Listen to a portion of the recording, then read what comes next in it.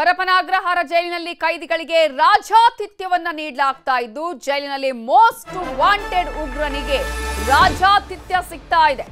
ಇನ್ನು ರಣ್ಯಾರಾವ್ ಪ್ರಿಯಕರ ತರುಣ್ಗೂ ಕೂಡ ಮೊಬೈಲ್ ವ್ಯವಸ್ಥೆ ಆಗಿದೆ. ಜೈಲಿನಲ್ಲಿ ಅವರು ಮಾಡಿದಂತಹ ಪಾಪ ಕೃತ್ಯಕ್ಕೆ ಅಲ್ಲಿ ಅಟ್ಲೀಸ್ಟ್ ತಾವು ಏನು ತಪ್ಪು ಮಾಡಿದೀವಿ ಅದಕ್ಕೆ ಪಶ್ಚಾತ್ತಾಪ ಪಡ್ಲಿ ಅಂತ ಇದ್ರೆ ಇಲ್ಲಿ ಅವರಿಗೆ ಹೊರ ಜಗತ್ತಿನಿಂದಲೂ ಜೈಲಿನಲ್ಲೇ ಐಷಾರಾಮಿ ಬದುಕು ಸಿಗ್ತಾ ಇದೆ. ಕೈದಿಗಳಿಗೆ ರಾಜಾತಿಥ್ಯ ಸಿಗ್ತಾ ಇದೆ. ಜೈಲಲ್ಲಿ ಮೋಸ್ಟ್ ವಾಂಟೆಡ್ ಉಗ್ರನಿಗೆ ರಾಜಾತಿಥ್ಯ. ಗೋಲ್ಡ್ ಸ್ಮಗ್ಲಿಂಗ್ ಕೇಸ್ನಲ್ಲಿ ಜೈಲು ಸೇರಿರೋ ತರುಣ್ಗೂ ಕೂಡ ಮೊಬೈಲ್ ಜೊತೆಗೆ ಸೆಲ್ನಲ್ಲಿ ಟಿವಿ ವ್ಯವಸ್ಥೆಯನ್ನ ಮಾಡಲಾಗಿದೆ. ಇನ್ನು ವಿಕೃತ ಕಾಮಿ ಉಮೇಶ್ ರೆಡ್ಡಿಗೂ ರಾಜಾತಿಥ್ಯ ಸಿಗ್ತಾ ಇದೆ. ಐಸಿಸ್ ಉಗ್ರ ಜುಹಾದ್ ಹಮೀದ್ ಶಕೀಲ್ ಮನ್ನಾಗೆ ಪರಪ್ಪನ ಅಗ್ರಹಾರ ಜೈಲಿನಲ್ಲಿ ರಾಜಾತಿಥ್ಯ. ಯುವಕರನ್ನ ಐಸಿಸ್ಗೆ ನೇಮಕಾತಿ ಮಾಡ್ತಾ ಇದ್ದಂತಹದ್ದು ಈ ನಟೋರಿಯಸ್ ಉಗ್ರ. ಇದೀಗ ಪರಪ್ಪನ ಅಗ್ರಹಾರ ಜೈಲಲ್ಲಿದ್ದಾನೆ. ಆತನಿಗೂ ಕೂಡ ಫೋನ್ ಸಿಗತ್ತೆ, ಫೋನ್ ಬಳಕೆ ಮಾಡ್ತಾನೆ. ಐಸಿಸ್ ಉಗ್ರನು ಕೂಡ ಫೋನ್ ಅನ್ನ ಯೂಸ್ ಮಾಡೋದಕ್ಕೆ ಆತನಿಗೆ ಅವಕಾಶ ಸಿಗುತ್ತೆ ಅಂತ ಹೇಳಿದ್ರೆ ಜೈಲಿನಲ್ಲಿ ಹಾಗಿದ್ರೆ ಎಂತಹ ವ್ಯವಸ್ಥೆ ಇದೆ ಅನ್ನೋದನ್ನ ನಾವು ಗಮನಿಸಬಹುದು. ಕೇವಲ ಬಾಯಿ ಮಾತಿನಲ್ಲಿ ಹೇಳ್ತಾ ಇಲ್ಲ, ದೃಶ್ಯಗಳ ಸಮೇತವಾಗಿ ನಿಮಗೆ ತೋರಿಸ್ತಾ ಇದ್ದೀವಿ. ಇಲ್ಲಿ ಸೆಂಟ್ರಲ್ ಜೈಲ ಇದು ಅಥವಾ ಅರಮನೆನ ಅನ್ನುವ ರೀತಿಯಾಗಿ ಅಲ್ಲಿ ಅವರಿಗೆ ವ್ಯವಸ್ಥೆಯನ್ನ ಮಾಡಲಾಗತ್ತೆ. ಸಿಬ್ಬಂದಿಗಳು ಯಾವುದೇ ರೀತಿಯಲ್ಲೂ ಪಾಪ ಕೈದಿಗಳಿಗೆ ಕೊರತೆ ಆಗಬಾರ್ದು ಅನ್ನುವ ರೀತಿಯಲ್ಲಿ ಅವರಿಗೆ ಎಲ್ಲಾ ಫೆಸಿಲಿಟಿನೂ ಕೊಡುವ ಹಾಗೆ ಕಾಣಿಸ್ತಾ ಇದೆ. ಇಲ್ಲಿ ನೋಡಿ ದೃಶ್ಯಗಳಲ್ಲಿ ಇದು ರಣ್ಯಾರಾವ್ ಗೋಲ್ಡ್ ಸ್ಮಗ್ಲಿಂಗ್ ಪ್ರಕರಣದಲ್ಲಿ ಜೈಲಿರುವಲ್ಲಿ ಇರುವಂತಹ ರಣ್ಯಾರಾವ್ ಅವನ ಪ್ರಿಯಕರ ತರುಣ್ ರಾಜ್ ಬಳಕೆ ಮಾಡ್ತಾ ಇರುವಂತಹ ಫೋನ್ ಆತ ಯೂಸ್ ಮಾಡ್ತಾ ಇದ್ದಾನೆ, ಮಾತಾಡ್ತಾ ಇದ್ದಾನೆ. ಆತನ ರೂಮ್ ನಲ್ಲಿ ಏನೆಲ್ಲ ವ್ಯವಸ್ಥೆ ಇದೆ ಅನ್ನೋದನ್ನ ಕೂಡ ನೀವು ಇಲ್ಲಿ ಗಮನಿಸಬಹುದು. ಅದು ಜೈಲಿನ ಸೆಲ್. ಆ ಸೆಲ್ ಅಲ್ಲಿ ಅವ್ರಿಗೆ ಏನು ಬೇಕೋ ಆ ಎಲ್ಲಾ ವ್ಯವಸ್ಥೆ ಸಿಗುತ್ತೆ. ಮತ್ತೊಂದ್ ಕಡೆ ದೃಶ್ಯದಲ್ಲಿ ತೋರಿಸ್ತಾ ಇದ್ದೀವಿ ಉಮೇಶ್ ರೆಡ್ಡಿ, ಸೀರಿಯಲ್ ಕಿಲ್ಲರ್ ಉಮೇಶ್ ರೆಡ್ಡಿ ಎರಡೆರಡು ಫೋನ್ ಅನ್ನ ಯೂಸ್ ಮಾಡ್ತಿದ್ದಾನೆ ಅಲ್ಲಿ. ಇನ್ನು ಉಗ್ರನ ದೃಶ್ಯಗಳನ್ನ ಕೂಡ ತೋರಿಸ್ತಾ ಇದ್ದೀವಿ ನೋಡಿ ಇಲ್ಲಿ. ಹಮೀದ್ ಶಕೀಲ್ ಮನ್ನಾ ಈತನಿಗೂ ಕೂಡ ಅಲ್ಲಿ ಫೋನ್ ಸಿಗುತ್ತೆ ಅಂತ ಹೇಳಿದ್ರೆ ಆತ ಜೈಲ್ ಒಳಗಡೆ ಇದ್ಕೊಂಡು ಏನೇನು ಮಾಡಬಹುದು, ಯಾವ ರೀತಿಯಾಗಿ ಸಂಚನ್ನ ರೂಪಿಸಬಹುದು, ಇದರಿಂದ ರಾಜ್ಯದ ದೇಶದ ಭದ್ರತೆಗೆ ಏನು ಅಪಾಯ ಅನ್ನೋದನ್ನ ನಾವಿಲ್ಲಿ ಗಮನಿಸಬೇಕಾಗತ್ತೆ. ಈತ ನಟೋರಿಯಸ್ ಉಗ್ರ, ತನಗೆ ಬೇಕಾದ ಎಲ್ಲಾ ಸೌಲಭ್ಯಗಳು ಕೂಡ ಆತನಿಗೆ ಅಲ್ಲಿ ಸಿಗುತ್ತೆ ಅಂತ ಹೇಳಿದ್ರೆ ಹಾಗಿದ್ರೆ ಈತ ಜೈಲಲ್ಲಿ ಒಳಗಡೆ ಇದ್ರೇನು ಹೊರಗಡೆ ಇದ್ರೇನು ಎಲ್ಲಾ ರೀತಿಯ ಸಂಚನ್ನ ರೂಪಿಸೋದಿಕ್ಕೂ ಕೂಡ ಏನೇ ಪ್ಲಾನ್ ಮಾಡೋದಿಕ್ಕೂ ಎಲ್ಲಾ ರೀತಿಯ ಅವಕಾಶ ಸಿಗುತ್ತೆ ಇಲ್ಲಿ. ಈತ ಪರಪ್ಪನ ಅಗ್ರಹಾರ ಜೈಲಲ್ಲಿ ಇದಾನೋ ಹೊರಗಡೆ ಇದ್ದಾನೋ ಅಂತ ಹೇಳಿ ಆತನೇ ಯೋಚನೆ ಮಾಡುವ ರೀತಿಯಾಗಿ ಜೈಲಿನ ಸಿಬ್ಬಂದಿ ಆತನಿಗೆ ಫೆಸಿಲಿಟಿಯನ್ನ ಕೊಡ್ತಾ ಇದ್ದಾರೆ. ಈತ ಐಸಿಸ್ ಉಗ್ರ ಜುಹಾದ್ ಹಮೀದ್ ಶಕೀಲ್ ಮನ್ನಾ ಅಂತ ಹೇಳಿ.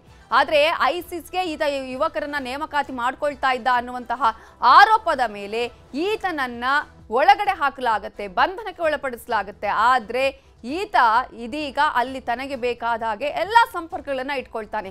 ಹೊರ ಜಗತ್ತಿನ ಸಂಪರ್ಕವನ್ನ ಇಟ್ಟುಕೊಂಡು ತನಗೆ ಏನ್ ಬೇಕೋ ಅದನ್ನ ಸಾಧಿಸೋದಕ್ಕೆ ಎಲ್ಲಾ ರೀತಿಯ ವ್ಯವಸ್ಥೆಯನ್ನ ಜೈಲಾಧಿಕಾರಿಗಳು ಮಾಡಿಕೊಟ್ಟಿದ್ದಾರೆ. ಹಾಗಾದ್ರೆ ಜೈಲು ಒಳಗಡೆ ಇದ್ದು ಏನು ಪ್ರಯೋಜನ ಅನ್ನುವಂತಹ ಪ್ರಶ್ನೆಯನ್ನ ಇವೆಲ್ಲ ಹುಟ್ಟು ಹಾಕಿದೆ. ನಮ್ಮ ಅಧಿಕಾರಿಗಳು ಇಲ್ಲಿ ಯೋಚನೆ ಮಾಡಬೇಕು, ನಾವು ಯಾರಿಗೆ ಎಂತಹ ವ್ಯವಸ್ಥೆಯನ್ನ ಮಾಡಿಕೊಡ್ತಾ ಇದ್ದೀವಿ, ಯಾರು ಘನಂಧಾರಿ ಕೆಲಸದ ಒಳಗಡೆ ಏನಾದ್ರೂ ಹೋಗಿದಾರಾ, ಅಂತಹ ಒಂದು ಕೈದಿಗಳು ಒಳಗಡೆ ಇರೋದ, ಏನೂ ತಪ್ಪು ಮಾಡದೇ ಇರುವಂತಹ ಇರೋರ, ಹಾಗಾದ್ರೆ ಇವರಿಗೆ ಯಾವ ರೀತಿ ವ್ಯವಸ್ಥೆ ಕೊಡಬೇಕಾಗಿತ್ತು, ಯಾವ ರೀತಿ ಸ್ಟ್ರಿಕ್ಟ್ ಆಗಿ ತಮ್ಮ ರೂಲ್ಸ್ ಅನ್ನ ಫಾಲೋ ಮಾಡಬೇಕಾಗಿತ್ತು, ಅದ್ಯಾವುದು ಕೂಡ ಪರಪ್ಪನ ಅಗ್ರಹಾರ ಜೈಲಲ್ಲಿ ನಡೀತಾ ಇಲ್ಲ. ಇದು ಒಂದಲ್ಲ ಎರಡಲ್ಲ ಹಲವು ಬಾರಿ ನಾವು ವಿಜುವಲ್ಗಳಲ್ಲಿ ತೋರಿಸಿದ್ದೀವಿ, ವಿಡಿಯೋಗಳನ್ನ ತೋರಿಸಿದ್ದೀವಿ. ಮತ್ತೆ ಮತ್ತೆ ಅದೇ ಪುನರಾವರ್ತನೆ ಆಗ್ತಾನೆ ಇದೆ, ಕಠಿಣ ಕ್ರಮಗಳನ್ನ ಕೈಗೊಳ್ತಾನೆ ಇಲ್ಲ. ಪರಪ್ಪನ ಅಗ್ರಹಾರ ಜೈಲಿನಲ್ಲಿ ಐಷಾರಾಮಿ ಜೀವನ ನಡೆಸ್ತಾ ಇರುವ ವಿಚಾರಕ್ಕೆ ಸಂಬಂಧಪಟ್ಟ ಹಾಗೆ ಇದೀಗ ಈ ವಿಡಿಯೋ ವೈರಲ್ ಆಗ್ತಾ ಇದ್ದಂತೆ ಪರಿಶೀಲನೆಗೆ ಸೂಚನೆಯನ್ನ ಕೊಟ್ಟಿದ್ದಾರೆ. ಕಾರಾಗೃಹ ಇಲಾಖೆಯ ಮುಖ್ಯಸ್ಥರಾಗಿರುವಂತಹ ದಯಾನಂದ್ ಅವರು ಇದೀಗ ಅಲ್ಲಿ ಪರಿಶೀಲನೆ ಮಾಡಿ ಅನ್ನುವಂತಹ ಸೂಚನೆಯನ್ನ ಕೊಟ್ಟಿದ್ದಾರೆ. ಪ್ರತಿ ಬಾರಿ ಇದೇ ಆಗ್ತಾ ಇದೆ. ಯಾರೇ ಹೋಗಿರ್ಲಿ, ಯಾವ ಸ್ಟ್ರಿಕ್ಟ್ ಆಫೀಸರ್ ಹೋದ್ರು ಅಷ್ಟೇ, ಯಾರೇ ಅದರ ಮುಖ್ಯಸ್ಥರಾದ್ರೂ ಅಷ್ಟೇ, ಅಲ್ಲಿ ಏನಾಗಬೇಕು ಅದು ಆಗ್ತಾನೆ ಇದೆ. ಎಲ್ಲವೂ ನಡೀತಾ ಇರೋದು ಕಾಂಚಾಣದ ವಿಚಾರದಲ್ಲಿ. ದುಡ್ಡು ಕೊಟ್ರೆ ಏನ್ ಬೇಕಾದ್ರೂ ಸಿಗುತ್ತೆ ಅನ್ನೋದಕ್ಕೆ ಈ ಒಂದು ಜೈಲೇ ಇದೀಗ ಸಾಕ್ಷಿಯಾಗಿದೆ. ಜೈಲಿನಲ್ಲಿ ರಾಜಾತಿಥ್ಯ ವಿಡಿಯೋಗಳ ಪರಿಶೀಲನೆಯನ್ನ ಮಾಡೋದಕ್ಕೆ ಸೂಚನೆ ಕೊಟ್ಟಿದ್ದಾರೆ. ಆ ವಿಡಿಯೋ ಯಾವಾಗಿದ್ದು, ಎಷ್ಟು ಹಳೆಯದ್ದು, ಹೊಸತ ಹಳೆತ ಅನ್ನೋದ್ರ ಬಗ್ಗೆ ಪರಿಶೀಲನೆ ಮಾಡಬೇಕು ಅಂತ ಹೇಳಿ ದಯಾನಂದ್ ಸೂಚನೆಯನ್ನ ಕೊಟ್ಟಿದ್ದಾರೆ. ಆದ್ರೆ ಆ ಸೂಚನೆ ಬಂದು ವರದಿಗಳು ಬಂದ ಮೇಲೆ ಆದ್ರೂ ಕಠಿಣ ಕ್ರಮ ಆಗತ್ತಾ ಅನ್ನೋದೇ ಈಗ ಇರುವಂತಹ ಪ್ರಶ್ನೆ. ಕಾರಣ ಪ್ರತಿ ಬಾರಿ ಕೂಡ ವಿಡಿಯೋಗಳು ರಿಲೀಸ್ ಆಗತ್ತೆ, ಇವರು ಪರಿಶೀಲನೆಗೆ ಹೇಳ್ತಾರೆ, ಸೂಚನೆ ಮಾಡ್ತಾರೆ, ಬಟ್ ಆ ನಂತರ ಕ್ರಮ ಏನು ಅಂತ ಹೇಳಿದ್ರೆ ಝೀರೋ. ಸೊ ಇದೀಗ ಜೈಲಿನಲ್ಲಿ ರಾಜಾತಿಥ್ಯ ನೀಡ್ತಾ ಇರೋದ್ರ ಬಗ್ಗೆ ಬಿಜೆಪಿ ತಮ್ಮ ಆಕ್ರೋಶವನ್ನ ವ್ಯಕ್ತಪಡಿಸಿದೆ. ಯಾರ್ಯಾರು ಏನೇನು ಹೇಳಿದ್ದಾರೆ ನೋಡಿ. ಉಗ್ರರಲ್ಲ, ಅವ್ರಿಗೆ ಒಂಥರ ಸ್ವರ್ಗ ಆಗಿದೆ ಇದು. ಕರ್ನಾಟಕ ಉಗ್ರರಿಗೆ ಸ್ವರ್ಗ ಆಗಿದೆ. ಎಲ್ಲ PFI, ಪಾಪ್ಯುಲರ್ ಫ್ರಂಟ್, KFD ಈ ತರ ದೇಶ ವಿರೋಧಿ ಸಂಘಟನೆಗಳೇನಿದೆ ಅದೆಲ್ಲ ಮೊಬೈಲ್ ಪರಪ್ಪನಗರದಲ್ಲಿ ಮೊಬೈಲ್ ಯೂಸ್ ಮಾಡ್ತಾರೆ. ಯಾಕೆಂದ್ರೆ ಹಿಂದೆ ಇವ್ರ ಸರ್ಕಾರ ಇದ್ದಾಗ ಅವ್ರ ಮೇಲಿದ್ದಂಥ ಕೇಸ್ಗಳೆಲ್ಲ ವಾಪಸ್ ತೆಗೆದ್ರು. ಶಿವಾಜಿನಗರದ ಕೇಸು, ಪೊಲೀಸ್ ಸ್ಟೇಷನ್ ಸುಟ್ಟಿದ್ದು ವಾಪಸ್ ತೆಗೆದ್ರು. ಹುಬ್ಳಿಯಲ್ಲಿ ಪೊಲೀಸ್ ಸ್ಟೇಷನ್ ಅನ್ನ ಗಲಭೆ ಮಾಡಿ ಪೊಲೀಸರನ್ನು ಹೊಡೆದಿದ್ದ ಕೇಸು ವಾಪಸ್ ತೆಗೆದ್ರು. KJಹಳ್ಳಿ, DJ ಅಲ್ಲಿದಂತ ಯಾರ್ಯಾರು ಗಲಾಟೆ ಮಾಡಿದ್ರು ಅವರು ಒಂಥರ ಟೆರರಿಸ್ಟ್ಗಳೇ. ಆ ಟೆರರಿಸ್ಟ್ಗಳೆಲ್ಲ ಬಿಟ್ಟರು. ಈಗ ಜೈಲುಗಳಲ್ಲೂ ಕೂಡ ಫ್ರೀಯಾಗಿ ಸಿಮ್ಮು, ಮೊಬೈಲು ಎಲ್ಲ ಸಿಗುವಂತ ವ್ಯವಸ್ಥೆನೂ ಕೂಡ ಈ ಸರ್ಕಾರದ ಪ್ರಾಯೋಜಿತ ಬೆಂಬಲಿಗರು, ಈ ನಗರ ನಕ್ಸಲರು ಅಂತ ಏನ್ ಹೇಳ್ತೀರಿ, ಈ ನಗರ ನಕ್ಸಲರ ಚಿತಾಮಣಿಯಿಂದ ಅವ್ರಿಗೂ ಒಂದು ರೀತಿ ಪರಪ್ಪನ ಅಗ್ರಹಾರ ಕೂಡ ಕಾಂಗ್ರೆಸ್ ಕಾಲದ. ಇದರ ಬಗ್ಗೆ ಇನ್ನಷ್ಟು ಅಪ್ಡೇಟ್ಸ್ ಕೊಡೋದಕ್ಕೆ ನಮ್ಮ ರಿಪೋರ್ಟರ್ ಚಂದ್ರಪ್ಪ ಈಗ ನೇರ ಸಂಪರ್ಕದಲ್ಲಿ ಜಾಯ್ನ್ ಆಗಿದ್ದಾರೆ. ಚಂದ್ರಪ್ಪ, ಇದನ್ನ ಜೈಲು ಅನ್ನೋದಕ್ಕಿಂತ ಇವರು ಸ್ವರ್ಗ ಅಂತಾನೆ ಹೇಳಬೇಕಾಗುತ್ತೆ. ಯಾಕಂದ್ರೆ ಸ್ವರ್ಗದ ರೀತಿಯಲ್ಲಿ ಅಂತಹ ಎಲ್ಲ ಐಷಾರಾಮಿ ಜೀವನ ಸಿಗ್ತಾ ಇದೆ. ಅಲ್ಲ ರೀ, ISIS ಉಗ್ರನಿಗೂ ಕೂಡ ಇಂತಹ ಒಂದು ವ್ಯವಸ್ಥೆ ಸಿಗ್ತಾ ಇದೆ ಅಂತ ಹೇಳಿದ್ರೆ ಒಂದು ವಿಧ್ವಂಸಕ ಕೃತ್ಯ ನಡೆಸೋದಕ್ಕೆ ಇನ್ನು ಯಾವ ರೀತಿಯಾಗಿ ಫೆಸಿಲಿಟಿ ಬೇಕೋ ಅವೆಲ್ಲವನ್ನ ಮಾಡ್ಕೊಡ್ತಾ ಇದ್ದಾರೆ. ಹಾಗಾದ್ರೆ ಜೈಲಲ್ಲಿ ಇರೋದು ಯಾಕೆ? ಇವರು ಹೊರಗಡೆನೆ ಇರಬಹುದು, ಅಂತಹ ಫೆಸಿಲಿಟಿನ ಜೈಲ್ ಸಿಬ್ಬಂದಿ ಕೊಡ್ತಾ ಇದ್ದಾರೆ. ಇಷ್ಟೆಲ್ಲ ಆದ್ರೂ ಕೂಡ ಸ್ಟ್ರಿಕ್ಟ್ ಆಗಿ ಈಗ ಫಾಲೋ ಮಾಡಬೇಕು, ಸೂಚನೆಗಳನ್ನ ಫಾಲೋ ಮಾಡಬೇಕು ಅಂತ ಹೇಳಿದ್ರು ಕೂಡ ಸಿಬ್ಬಂದಿ ಮಾಡ್ತಾ ಇಲ್ಲ ಅಂತ ಹೇಳಿದ್ರೆ ಹಾಗಾದ್ರೆ ಇನ್ನು ಯಾವ ರೀತಿಯಾಗಿ ಇವರಿಗೆ ಆದೇಶ ಕೊಡಬೇಕಾಗತ್ತೆ ಅಂತ? ನವಿತಾ, ನೀವ್ ಹೇಳಿದ್ 100% ಸತ್ಯ. ಯಾಕೆಂದ್ರೆ ಜೈಲು ಅಂತಂದ್ರೆ ಕೈದಿಗಳನ್ನ, ತಪ್ಪು ಮಾಡಿದಂತ ಕೈದಿಗಳನ್ನ ಮನಃ ಪರಿವರ್ತನೆ ಮಾಡತಕ್ಕಂತ ಕೇಂದ್ರ. ಆದ್ರೆ ಪರಪ್ಪನಗರ ಜೈಲ್ ಇದೆಯಲ್ಲ, ಇದು ಕ್ರೈಮ್ ಯೂನಿವರ್ಸಿಟಿ ಅಂತಾನೆ ಕರೆಯುವಂತದ್ದು. ಇಲ್ಲಿ ಬರುವಂತ ಆರೋಪಿಗಳೇನಿದ್ದಾರೆ, ವಿಚಾರಣಾಧೀನ ಬಂದಿಗಳಿರ್ಬೋದು ಅಥವಾ ಸಜಾ ಬಂದಿಗಳಿರ್ಬೋದು, ಎಲ್ಲರೂ ಕೂಡ ಎಲ್ಲ ವ್ಯವಸ್ಥೆಯನ್ನ ಕಲ್ಪಿಸಿಕೊಡುವಂತ ಒಂದು ಜಾಲ ಅಥವಾ ಒಂದು ವ್ಯವಸ್ಥಿತವಾದ ಸಂಚು ಪರಪ್ಪನಗರ ಜೈಲಿನಲ್ಲಿ ನಡೀತಾ ಇದೆ. ಈ ಎಲ್ಲ ಅಕ್ರಮ ಚಟುವಟಿಕೆಗಳ ಕೇಂದ್ರ ಬಿಂದು ಅಲ್ಲಿರ್ತಕ್ಕಂಥ ಅಧಿಕಾರಿಗಳು ಶಾಮೀಲಾಗದೆ ಯಾವುದೇ ಕಾರಣಕ್ಕೂ ಅಲ್ಲಿರ್ತಕ್ಕಂಥ ಜೈಲಿನ ಸಜಾಬಂದಿಗಳಿರ್ಬೋದು ಅಥವಾ ವಿಚಾರಣಾಧೀನ ಕೈದಿಗಳಿರ್ಬೋದು ಯಾರಿಗೂ ಕೂಡ ಒಂದು ಅಕ್ಕಿ ಕಾಳು ಕೂಡ ಸಿಗೋದಿಲ್ಲ ಅನ್ನುವಂಥದ್ದು ಅಲ್ಲಿನ ಜೈಲಿನ ಸಜಾಬಂದಿಗಳು ಹೇಳುವಂತದ್ದು. ಯಾಕೆ ಅಂತ ಹೇಳಿದ್ರೆ ಪರಪ್ಪನಗರದ ಜೈಲಿಗೆ 2 ರೀತಿಯ ಒಂದು ಅಭೇದ್ಯವಾದ ರಕ್ಷಣಾ ವ್ಯವಸ್ಥೆ ಇದೆ. ಒಂದು, ಹೊರಗಡೆ ಕರ್ನಾಟಕ ಇಂಡಸ್ಟ್ರಿಯಲ್ ಸೆಕ್ಯೂರಿಟಿ ಫೋರ್ಸ್ ಸೆಕ್ಯೂರಿಟಿಯನ್ನ ಕೊಡ್ತದೆ. ಒಳಗಡೆ ಕಾರಾಗೃಹ ಇಲಾಖೆ ಜೈಲಿನ ಸಿಬ್ಬಂದಿಗಳ ಸೆಕ್ಯೂರಿಟಿಯನ್ನ ಕೊಡ್ತಾರೆ, ರಕ್ಷಣೆಯನ್ನ ಮಾಡ್ತಾರೆ. ಪ್ರತಿಯೊಂದು ಕೂಡ ಪರಿಶೀಲನೆ ಒಳಗೆ ಹೋಗ್ತದೆ.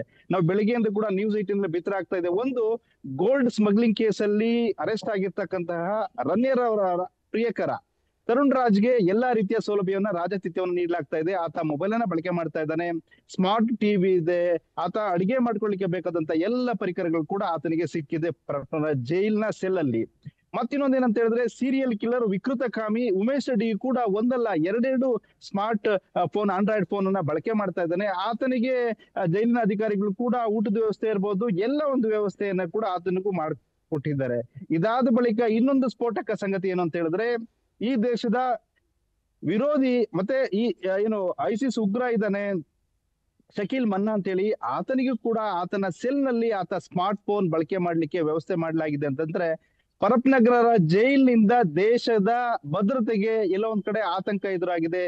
ದೇಶದ ಒಂದು ಭದ್ರತಾ ವ್ಯವಸ್ಥೆಗೆ ಮಾರಕ ಅನ್ನೋ ರೀತಿಯಲ್ಲಿ ಈ ಒಂದು ಬೆಳವಣಿಗೆ ನಡೆದಿದೆ. ಒಬ್ಬ ISIS ಉಗ್ರ, ಈತ ನಮ್ಮ ದೇಶದ ವಿರುದ್ಧವಾಗಿ ವಿಧ್ವಂಸ ಕೃತ್ಯಗಳನ್ನು ನಡೆಸಲಿಕ್ಕೆ ಯುವಕರನ್ನ ನೇಮಕ ಮಾಡ್ತಕ್ಕಂಥ ಒಬ್ಬ most wanted criminal, most wanted terrorist ಆತನ ಕೊಠಡಿಯಲ್ಲಿಯೇ ಸಕಲ ಸೌಲಭ್ಯ ಸಿಗ್ತದೆ. ನೀವು ಆ ದೃಶ್ಯಗಳಲ್ಲಿ ಕಾಣ್ಬೋದು.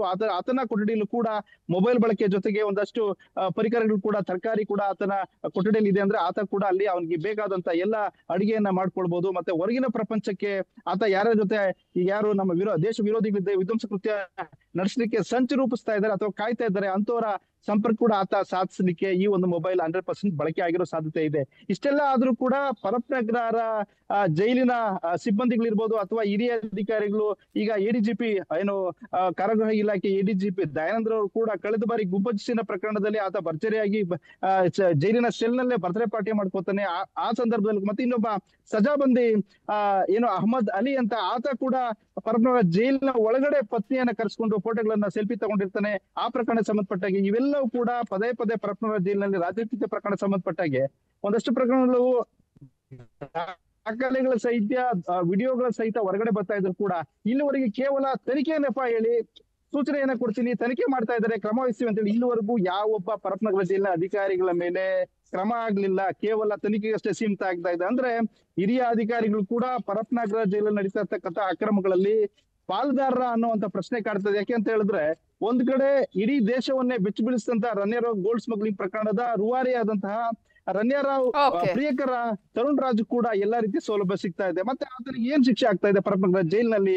ಇನ್ನೊಂದ್ ಕಡೆ ವಿಕೃತಕಾಮಿ ಉಮೇಶ್ ರೆಡ್ಡಿ, ಅದಾದ ಬಳಿಕ ಐಸಿಸ್ ಉಗ್ರ ಇದ್ದಾನೆ ಶಕೀಲ್ ಮನ್ನಾ, ಆತನು ಕೂಡ ಐಸಿಸ್ ಉಗ್ರ ಇದ್ದಾನೆ, ಆತನು ಕೂಡ ರಾಜ್ಯಕ್ಕೆ ಸಿಗ್ತದೆ ಅಂತ ಹೇಳಿದ್ರೆ ಪರಪ್ಪನಗರ ಜೈಲು ಇವತ್ತು ಅದು ಜೈಲಾಗಿ ಉಳಿದಿಲ್ಲ. ಅಲ್ಲಿ ಐಸಿಸ್ ಉಗ್ರ ಇರ್ಬೋದು ಅಥವಾ ಅಲ್ಲಿ ಇರ್ತಕ್ಕಂಥ ಸಜಾಬಂದಿಗಳು ಇರ್ಬೋದು ಅಥವಾ ಹಣವಂತರ ಆರೋಪಿಗಳಿದ್ದಾರೆ, ಅವರೆಲ್ಲರೂ ಕೂಡ ಸ್ವರ್ಗ ಆಗಿ ಪರಿವರ್ತನೆ ಆಗಿದೆ ಅನ್ನೋ ಒಂದು ಆರೋಪ ಸದ್ಯ ಕೇಳಿ ಬರ್ತಾ ಇರುವಂತದ್ದು. ಈಗಲಾದ್ರೂ ಅಧಿಕಾರಿ ಎಚ್ಚೆತ್ತುಕೊಳ್ತಾರಾ, ಕ್ರಮ ಕೈಗೊಳ್ತಾರಾ ಅಂತ ಹೇಳಿ. ಹಾಗೆ ಸಂಪರ್ಕದಲ್ಲಿ ಇರಿ ಚಂದ್ರಪ್ಪ.